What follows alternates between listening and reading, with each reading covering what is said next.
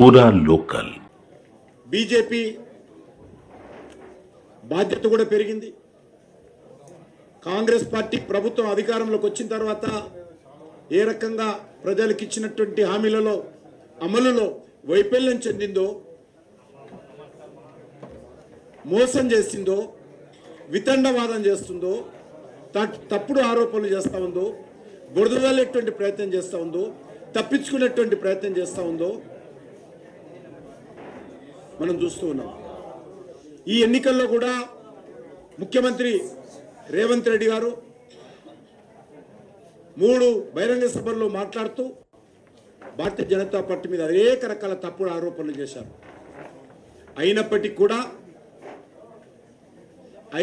కూడా ప్రజలు ముఖ్యమంత్రి మాటలను, ముఖ్యమంత్రి చేసినటువంటి ఆరోపణలను పట్టించుకోలేదు. ప్రజలకు చాలా స్పష్టంగా ఉన్నారు. ముఖ్యమంత్రి గారు గత శాసనసభ ఎన్నికలకు ముందు అనేక మాటలు చెప్పారు. ప్రతిపక్షంలో ఉన్నప్పుడు అనేక రకాల హామీలు ఇచ్చాడు. అధికారంలోకి వచ్చి 14 నెలల తర్వాత ఈ హామీలు అమలు చేయకుండా ఎదురుదాడి చేసేటువంటి ప్రయత్నం చేస్తూ ఉన్నాడు. ఆయనకు ఇచ్చింది ప్రజలకు కాంగ్రెస్ పార్టీ, ఆయన నాయకుడు రాహుల్ గాంధీ ఇచ్చినటువంటి హామీలు అమలు చేయకుండా పూర్తిగా వైఫల్యం చెంది ఈరోజు బీజేపీ మీద ఆరోపణలు చేసేటువంటి ప్రయత్నం చేస్తూ ఉన్నాడు. కానీ ప్రజాస్వామ్యంలో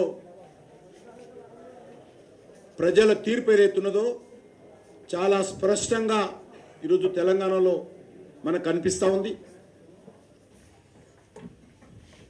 మాది 10 ఏళ్ళు నేనే ముఖ్యమంత్రి ఉంటా, 10 ఏళ్ళు మాదే అధికారం ఉంటుందని ఏదైతే మాకు ఎదురు లేదు, తిరుగులేదని మాట్లాడుతున్నటువంటి కాంగ్రెస్ పార్టీకి ఈ ఎన్నికల్లో మరొకసారి కాంగ్రెస్ పార్టీ అధికారంలోకి వచ్చినటువంటి జరిగినటువంటి 2 ఎన్నికల్లో కూడా కర్రు కాచి వాత పెట్టారు కాంగ్రెస్ పార్టీకి.